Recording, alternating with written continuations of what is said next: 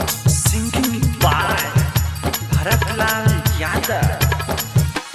चला तू अपन बनाबो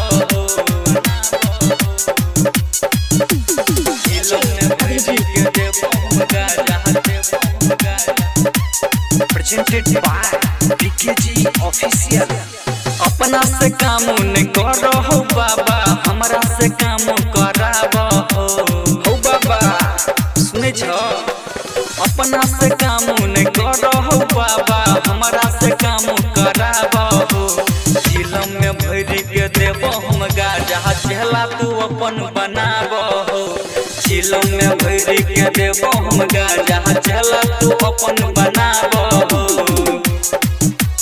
चला तू अपन बनाबो हो। झीलम में भर के देबो हम गाजा, चला तू अपन बनाबो हो। रहै छी हरदम बाबा बस हंस डर के, झीलम में गाजा देबो हरदम भर के, हरदम भर के। रहै छी हरदम बाबा बस हंस डर के, झीलम में गाजा देबो हरदम भर के।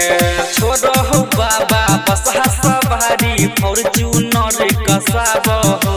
झीलम में भर के देबो हम गाजा, चला तू अपन बनाबो हो। झीलम में भर के देबो हम गाजा, चला तू अपन बनाबो हो। चला तू अपन बनाबो हो। झीलम में भर के देबो हम गाजा,